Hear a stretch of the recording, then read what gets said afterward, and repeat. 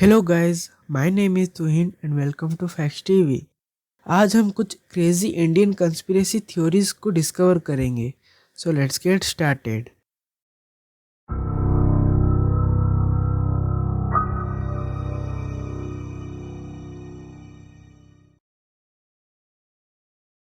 Disclaimer. जो भी बातें आप अभी सुनने और देखने वाले हैं वो शायद आपकी सोच को बदल दे और आपको सोचने को मजबूर कर दे कि आपसे कितने बात झूठ बोली गई है। इस वीडियो में सारी बातें थ्योरीज है और कोई भी फैक्ट्स नहीं है। मे बी एंड इस वीडियो के थ्रू मैं किसी पर्टिकुलर पर्सन या ऑर्गेनाइजेशन को टारगेट नहीं कर रहा एंड किसी की रेपुटेशन नहीं खराब करना चाहता हूँ।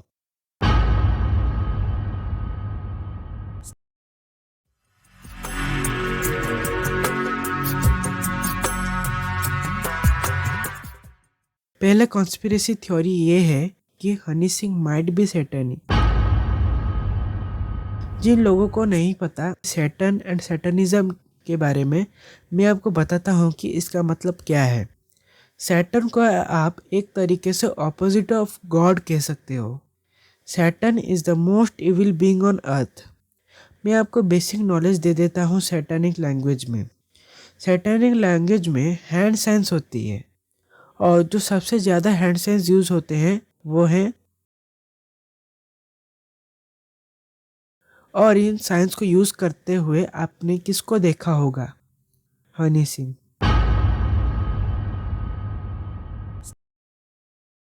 बहुत सारे रिलीजियस बुक्स में सैटन और सैटनिज्म के बारे में जिक्र किया गया है, but majority of India's population Hindus है और हिंदू रिलीजियस बुक्स में सैटन और सैटनिज्म का मेंशन नहीं है।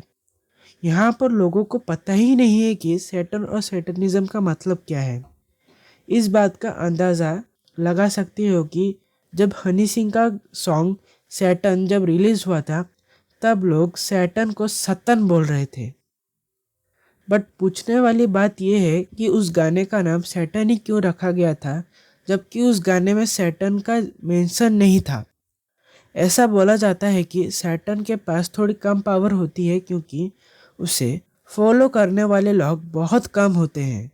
सो जो लोग सैटन को फॉलो करते हैं वो पूरी कोशिश करते हैं कि कैसे और लोगों को अपने ग्रुप में इनवाइट करें एंड और लोगों को ढूंढे जो सैटर्न को फॉलो करें।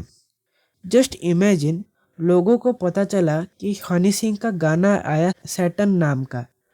वो अब जाके सर्च करेंगे सैटर्न, बट सर्च करने के बाद उन्हें हनी सिंह का म्यूजिक नहीं मिलेगा, उन्हें सैटर्न मिलेगा।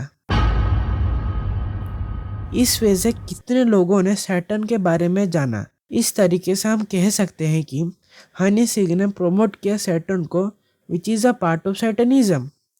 सैटर्न का एक नंबर होता है 666। सैडली हनी सिंह जी को बाइपोलर डिसऑर्डर हुआ था और वो बोल रहे थे कि उन्हें बाइपोलर डिजीज 18 मंथ्स के लिए हुआ था। उन्होंने 18 मंथ्स स्पेसिफिकली मेंशन किया। सैटानिक लैंग्वेज में एक हैंड साइन होता है जिसका मतलब है 666, और जब तुम 6+6+6 तीनों 6 को ऐड करते हो तो क्या आंसर आता है? 18 मंथ्स। आई नो ये काफ़ी क्रेजी थ्योरी है, बिलीव करना मुश्किल है, और मैं फिर से बोल देता हूँ, I don't have anything against Honey Singh and ये सिर्फ थ्योरी है, नॉट अ वैलिड फैक्ट।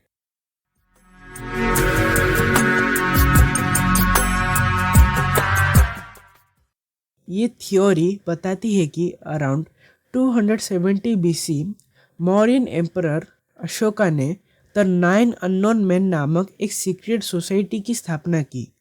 ऐसा बोला जाता है कि इन 9 लोगों के पास 9 बुक्स थी जिसमें ऐसे पावरफुल नॉलेज थी कि अगर किसी गलत हाथों ये बुक्स पढ़ जाए तो ह्यूमैनिटी को बहुत बड़ी प्रॉब्लम हो सकती है। इस बुक में प्रोपागेंडा एंड साइकोलॉजिकल वारफेयर की नॉलेज थी, माइक्रोबायोलॉजी के बारे में नॉलेज थी, communication including communication with extraterrestrials की knowledge, gravity and anti gravity devices मतलब एरोप्लेन्स और you can also say UFOs की knowledge, light, and a technology capable of modifying the speed of light की knowledge. Sociology including rules predicting the rise and fall of empires की knowledge थी. मतलब इस level की knowledge उस time में इन 9 unknown man के पास थी. अगर कॉन्स्पिरेसी थ्योरिस्ट की बात माने तो आज भी ये सोसाइटी हमारे बीच एग्जिस्ट करती है क्योंकि इन 9 अननोन मैन ने अपने बुक्स को पास ऑन कर दिया टू अदर ट्रस्टफुल पीपल. और जैसे जैसे ये बुक्स पास ऑन हुई तो इन बुक्स में नॉलेज भी डेवलप हुई.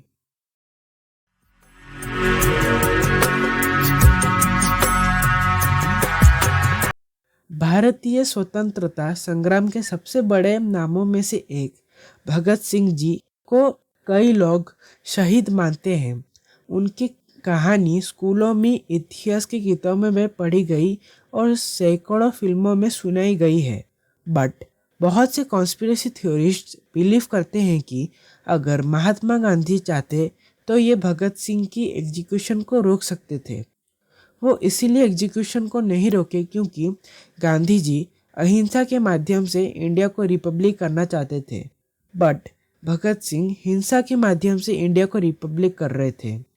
एक दूसरा थ्योरी भी है जो बताता है कि गांधी जी वास्तव में उनके कैप्चर एंड एग्जीक्यूशन में इन्वॉल्व थे क्योंकि भगत सिंह उनके लिए एक खतरा बन गए थे as the leader of independence movement.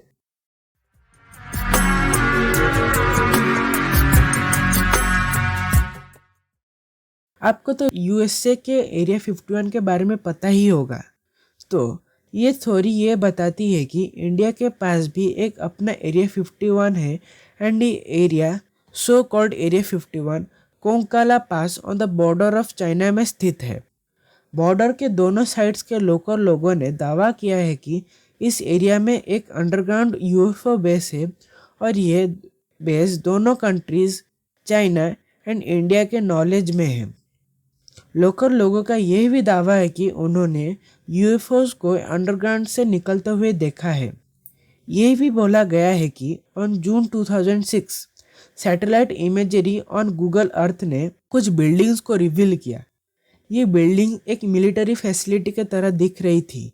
More seriously still in this recent years Ladakh से ऐसे बहुत सारे केसेस आए हैं जिनमें कहा गया है कि उन्होंने बहुत से यूएफओज को देखा है on a regular basis. But जब गवर्नमेंट से इसके बारे में पूछा गया तो उन्होंने ये आंसर दिया कि ये यूएफओज नहीं बस चाइनीज़ फायर लैंटर्न्स है. सो आज के लिए बस इतना ही गाइज.